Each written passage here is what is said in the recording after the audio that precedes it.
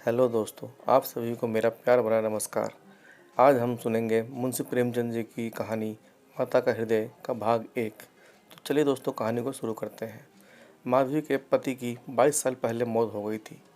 उसके पास कोई धन दौलत नहीं थी और संपत्ति के नाम पर सिर्फ एक बेटा था जो इस वक्त जेल में बंद था। अपने घर पर वो अकेली पड़ गई थी और उसके आंसू तक पोंछने वाला कोई नहीं था। माधवी ने बड़े दुखों और तकलीफ़ों को झेलते हुए अपने बच्चे को पाल पोस कर बड़ा किया था। अगर माँ बेटे को जुदा करने वाली मौत होती तो माधवी सब्र कर लेती और उसके मन में किसी के लिए कोई क्रोध ना होता।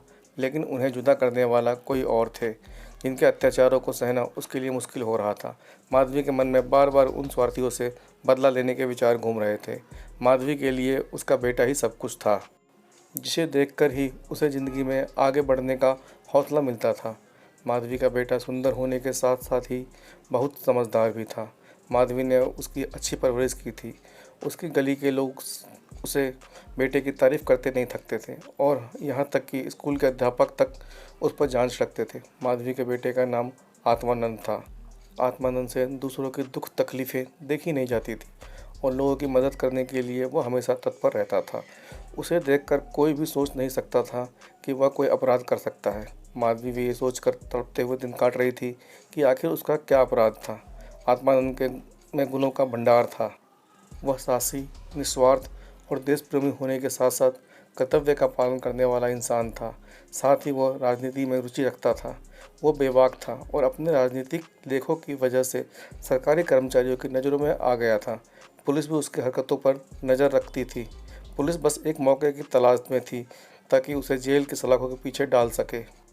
जिले में पड़े एक डाके ने उन सभी लोगों को आत्मानंद को फंसाने का अवसर दे दिया जो उसे पसंद नहीं करते थे। डाके के तार जुड़े होने का हवाला देकर आत्मानंद के घर की तलाशी ली गई, जहां मिले कुछ पत्रों व लेखों को डाके का मुख्य कारण बताते हुए उसे गिरफ्तार कर लिया गया। अपने अपराधों को सिद्ध करने के लिए पुलिस ने कुछ और युवकों को भी गिरफ्तार कर लिया और आत्मानंद को गिरोह का मुखिया करार दे दिया गया। जिसके बाद महीने भर तक मुकदमा चला और न जाने कहां-कहां से पुलिस ने ऐसे झूठे गवाह सामने लाकर खड़े कर दिए कि कोर्ट ने आत्मानंद समेत सभी युवकों को दोषी करार दे दिया और 4 साल के कठोर कारावास की सज़ा सुना दी।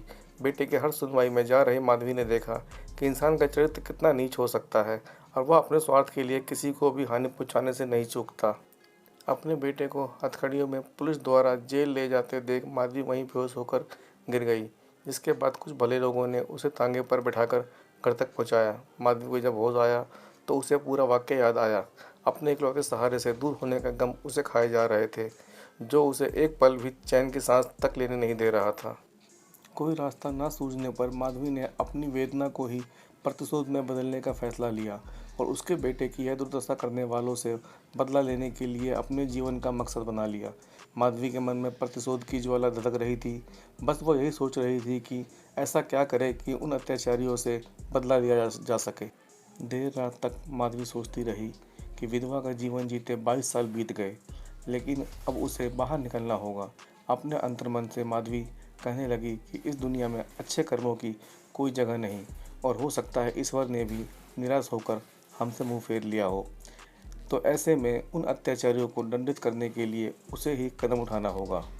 शाम का वक्त था। लखनऊ में एक बड़ा सा बंगला झिलमिलाती लाइटों से सजा था, जहां दोस्तों की महफिल सजी थी और गाना बजाना हो रहा था। एक और मेज पर आतिशबाजियों से सजी थी तो दूसरी और तरह तरह के पकवान रखे थे। बंगले के चारों ओर पुलिसकर्मी तैनात थे, क्योंकि वह बंगला पुलिस सुपरिटेंडेंट मिस्टर बागची का था। बागची ने एक बड़ा मार्के का केस जीता था, जिससे खुश होकर अफसरों ने उन्हें तरक्की दी थी। इसकी खुशी में जश्न मनाया जा रहा था। मार्के का केस, जिसमें पुलिस बेगुनाह युवकों को झूठे केस में फंसाकर जेल में भर देती थी। यहाँ आए दिन उत्सव होते रहते थे। महफिल में रौनक बढ़ाने के लिए मुफ्त के गाने बजाने वाले, आतिशबाजियाँ और आधे दामों पर मिठाइयाँ व फल फूल उन्हें आसानी से मिल जाते थे। दौड़ धूप करने के लिए सिपाहियों की एक टुकड़ी हर वक्त उनके घर पर तैनात रहती थी। महफिल में गाने बजाने का कार्यक्रम समाप्त होने के बाद मेहमान अब भोजन करने लगे थे। दुकान से दावत का सामान ढोने वाले मजदूर उन्हें कोसते हुए वहां से चले गए थे। तो दोस्तों, यह मुंशी प्रेमचंद जी की कहानी माता का हृदय का भाग 1 यहीं पे समाप्त होता है। अगर आप लोगों को कहानी अच्छी लगी हो तो चैनल को सब्सक्राइब करें, और अपने दोस्तों के साथ शेयर करें। धन्यवाद दोस्तों।